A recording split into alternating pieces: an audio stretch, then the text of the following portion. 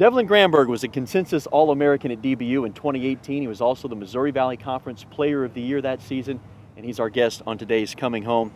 Devlin, you started your college career at Creighton University as a freshman.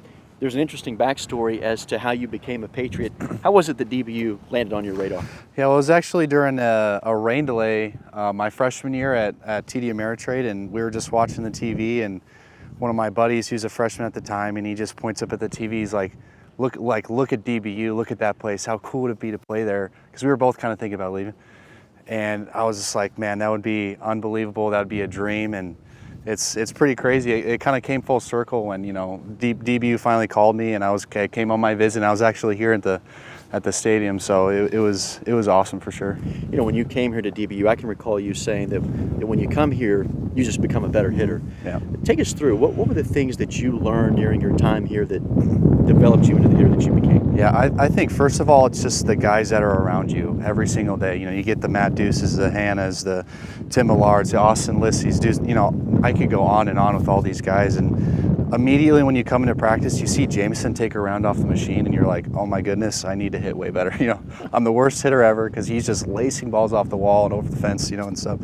So I think first of all, and then second of all, is just all the things that Heath has taught about the swing. You know, he knows the swing better than I think pretty much anybody that I've ever, that I've ever seen, and just taking little lessons from him and little tidbits that I've learned throughout in junior college and at Creighton and in high school, and just combining all those to one, a couple good seasons. So it turned into a .443 batting average for you as a senior. It sets a school record. It was second best in college baseball that season.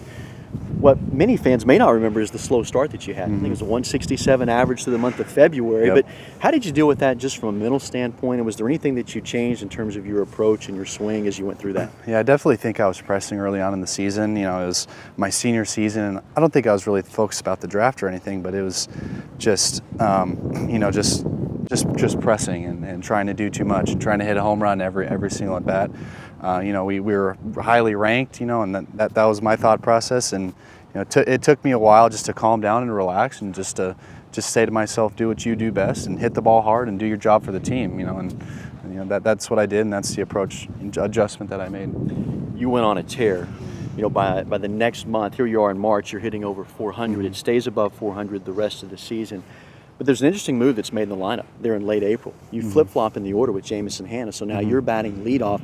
How did that move just impact the dynamic of that offense? I think it changed it just a little bit. I'm definitely not the more prototypical leadoff hitter, but I think I saw a little bit more pitches than Jameson, and I think it allowed Jameson to be more aggressive.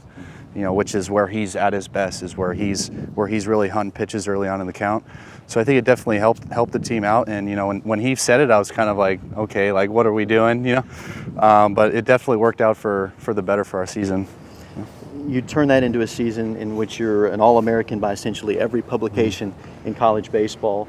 You set the school record in terms of batting average. Team goes on to the postseason tournament, reaches another regional final.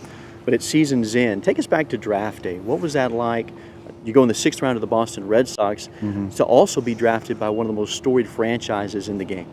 Yeah, that draft day was very stressful. Teams were calling throughout pretty much the whole second day, and I was obviously nervous. I've never been through this process before, and I was overjoyed when the Red Sox called, because they have a wonderful organization. They have a bunch of history. They have a fantastic team this year, and they've had fantastic teams throughout the years, and it was just elation. I really can't describe it. It was just really surreal. It was just a big dream come true, and I couldn't be happier to go to the Red Sox. He's one of the best batters to ever step foot in that batter's box right there. It's Devlin Granberg on today's edition of Coming Home.